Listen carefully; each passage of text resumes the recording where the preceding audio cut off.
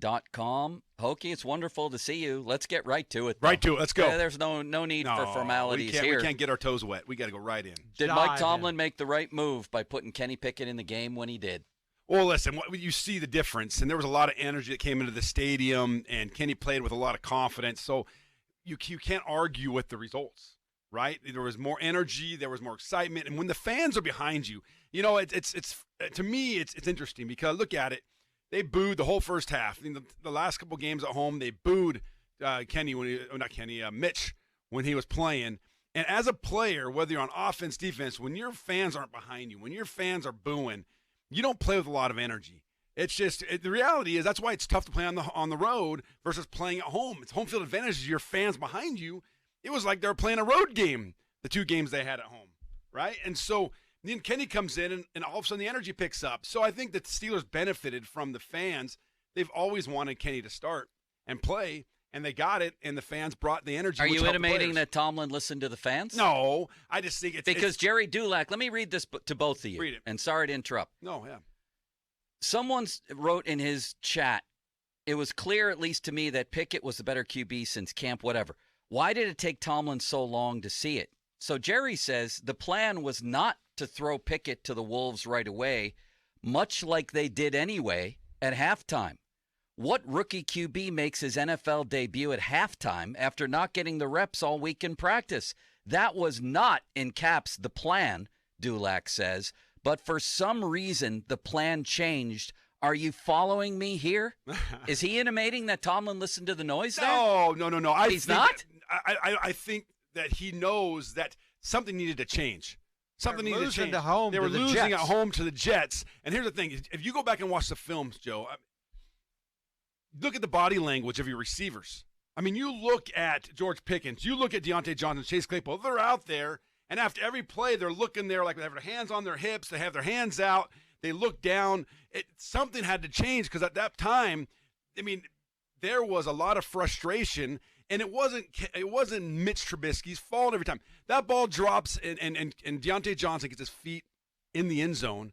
I don't know if we're talking about this right now, Joe. You know, and you look at it, and they're moving the ball, and then you get a holding penalty. You get a false start. You give up a sack. Not all those are Mitch's fault. I'm not arguing that. I is, think it was the right move, but Jerry is clearly intimating that something mysterious and unplanned happened here, and he seems to be saying that Tomlin got swayed by the crowd. That's what he seems to be saying. To me, I don't take it that way. I don't take it that way. What I think is he did get swayed by the crowd because of the lack of energy. Something happened, and I think that Tomlin saw the writing was on the wall. Just the body language of his players wasn't one that was conducive to winning. And if you kept going in that direction, you had to shake it up because you weren't going to win that game. And listen, the reality was at halftime it was 10-6, and Kenny comes out and they run the ball. They wouldn't have called 4th and 1 on your minus 31-yard line, a quarterback sneak with Trubisky. I mean, come on. They wouldn't have called that. I don't know, man. No, they wouldn't. After all, no, I'm not saying that, but after all week of shutting out the noise and we don't listen to that stuff and I think there's more to of this, I think it seems more to me it. he either listened to the noise or noticed the lack of noise in the stadium and wanted to change the energy. Tomlin's one of the best at reading his players. I mean, listen, he's never lost his team. As Tomlin of all the years, he's never lost his team. One of his best qualities is he knows how to read the room and knows how to coach accordingly. And I when you go back and watch that film, I've watched it several times. You watch the body language of his players, and it was horrible. Yeah. Now, I think a lot of that was because the young players got to mature and they got to grow up. It doesn't matter. I mean, you got to overcome the adversity and the trials and the ebbs and flows of a game. But he read that and said something's got to change or we're in trouble. Now, you made an interesting point. You know, sometimes when you just go into a game, you play. He didn't have any prep time last week. Nope. He's going to get prep time, which you think will help him this week, but yet it will help him, but also sometimes you think about what you got to do, and he's going against a pretty damn good defense in Buffalo. I agree. Listen, when I was backing up Casey, when he got hurt and I went in and played, I felt like you just go and play. You don't have time to think about the moment. You don't have time to think about all that comes in to that game. And Kenny's going to have, I know, a lot of time, a whole week to think about that. But what he's shown us, he's mature. He's really mature, and he's really wise for his age. So you're going to see a guy who's going to have some mistakes going against a really good Bills defense. So you're going to expect mistakes, but I believe he's going to grow quickly from those mistakes, a lot quicker than other people do. Well, it's going to be very interesting against that defense. I don't know how many injuries they've already lost. Micah Hyde for the whole year is one of the best safeties in the league. Poyer's playing out of his mind though right now. He is, but it's compromised compared to what it was, and they have other injuries. We haven't even seen Tre'Davious right? White yet. Yeah, and that's this time of year, right? You get into this towards the middle of the season now. You're done with the quarter of the season. You got guys. I think they had 15 guys. I think missed practice yesterday. The Steelers had guys miss practice, but I believe that you're going to see some of those guys come back. It's only Wednesday. Yesterday. Yeah, I mean Wednesday. I mean you had players on the Steelers who were just a little dinged up, veteran guys who took the day off, and they'll be back out there today. A lot of that too is if you go full pads and you got guys dinged up, you don't want them to go. But if you're just in helmets, you'll let them go because you won't be hitting. Joe, while we're talking about Pickett, do you want to throw a few of your over-unders at Mr. Hoke over here? Yes, Ron, but I'd like to start that with an overriding question. Do you think Kenny Pickett's going to be a good NFL quarterback? Do you think he was the right pick? I do. I do think he's. Everything I've seen from Kenny, I really, really like. Right? Doesn't mean that I like the fact that that I felt like Trubisky. Again, Trubisky wasn't treated even by the fans. I just because the whole time I don't care. I was thinking about this on the way down here, Joe. If Kenny would have drafted the draft prior to this last draft in Ben's last year, I think the fans would have want Kenny Pickett in there so badly they would have booed Ben Roethlisberger. Probably. Absolutely, they would have. If the offense played like it did in a lot of those games. games. I'm just telling you. Yeah. If he would have had the same season last year that he had, just the difference would be Kenny was drafted the year before and he was sitting on the bench. These fans want Kenny in there so bad, they don't care who they have to step on or who they have to boo. I mean, you could have Superman out there, they'd boo him. That's how it is, the reality. That's the reality, but it's also if Mitch Trubisky came in and played well. He didn't play horrible. Well, if the offense was any good. I like the offense stunk. Listen, that's why the change got made. That's why people chanted. Cam Hayward said, there's 11 guys that are saying, which was talked about it. There was a lot of mistakes on the offensive line. They moved the ball. Sure. Think about it. But as long as we've been alive, it's the quarterback who gets blamed and the quarterback who gets rewarded. Against the Patriots, you have a quarterback shuffle. The pass to Warren, it was called back. Warren. It was called back. Chucks lineman downfield. How many of those linemen downfield have we had called that have called and then negated big plays? I mean, this is 11 men on the offense, and some of those plays, Deontay Johnson, he does what AB did over and over and over again and let your feet go dead. It's a touchdown. It's a different situation here. So, I mean, Trubisky, could he have done better? Sure, he could have.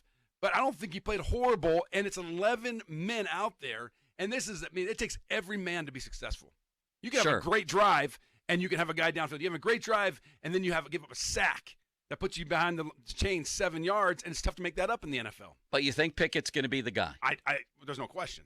And you can't go back now. And I say all that because I've been on that field. I've played that game. I've been a backup, and I've been a guy who's dealt with, the concerns of going out there and making a mistake rather than going out there and play to play and win. I mean, do you think Pickett, when I say the 100%, guy, I think Pickett's the guy. Do you think he's going to be – you do think he's going to be a really good player? I think that he's going to be a really good quarterback. Do I think he's going to be a Hall of Famer?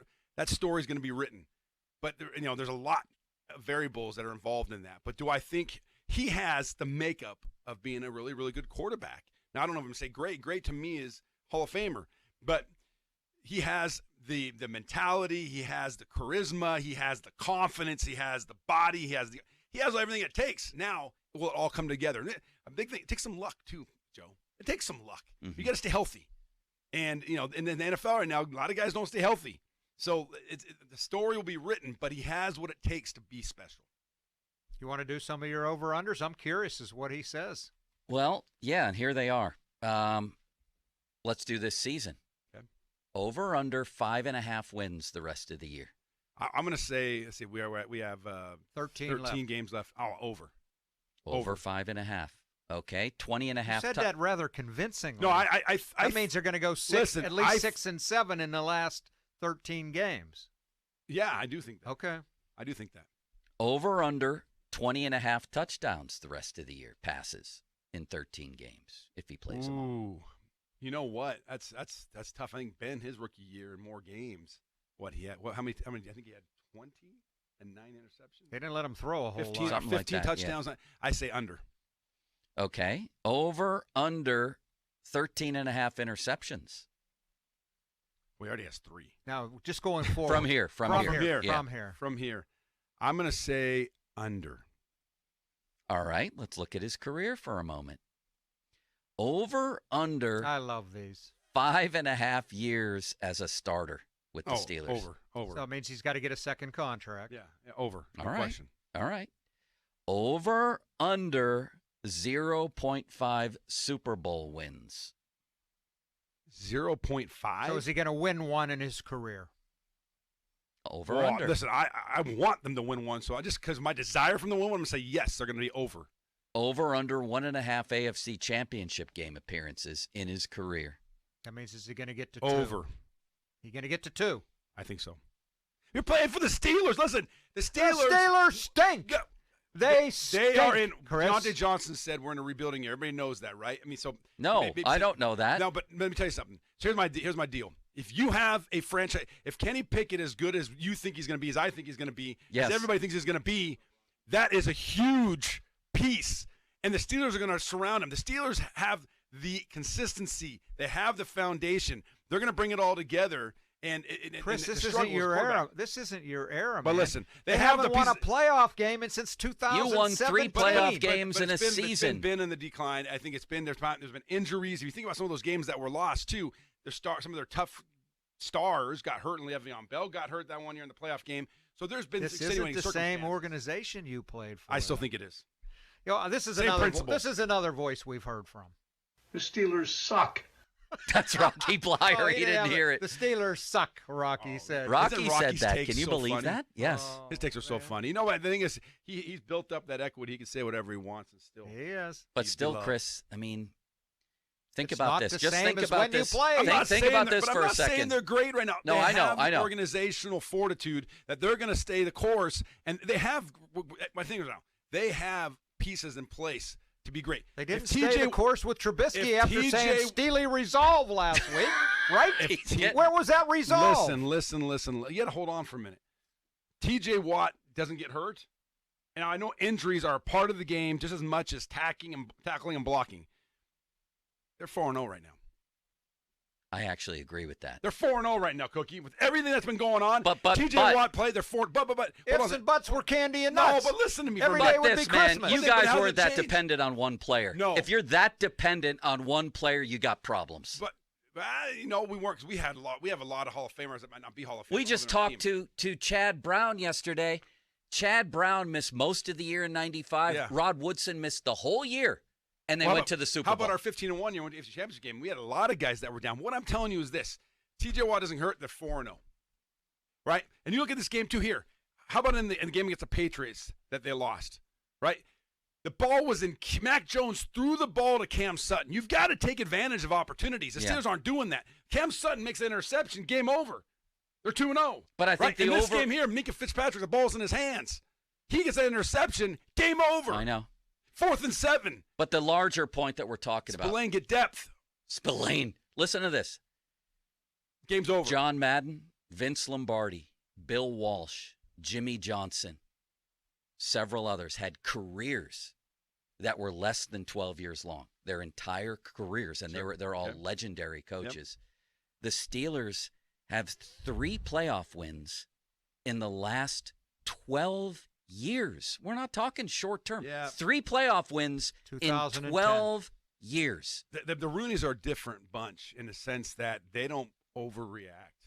They don't panic. The goal, let's get to the playoffs, and let's see what we can do. And I mean, they've won 6 Super Bowls. They've been to so many AFC Championship games. Get to the playoffs and see what happens. And I think the bar is a little different. And they don't overreact to these kind of things like other owners do because they've won. They've been there. They've been there, done that, guys. Kind of feels like ancient history, to be honest. Come on, It it's does, ancient it history. does, Chris. 3 If You got playoff wins in BYU still 12 riding on a years? 1984 national championship, and you're talking about just Well, they stink too. well, they stink. They do stink. I know we got a break, but I want to ask you a TJ Watt question when we come back. I'd love to answer it. That sounds very intriguing. I've got some over here. Maybe we'll even let Folsey pipe in with a question. Should we, Chris? Oh, yeah. I just need some headphones though. He's got to give up his oats and apple. Yeah. We got to get him some headphones. We got to have some extra ones around. We do. Because you have treats for him coming up, too, don't you? Yeah.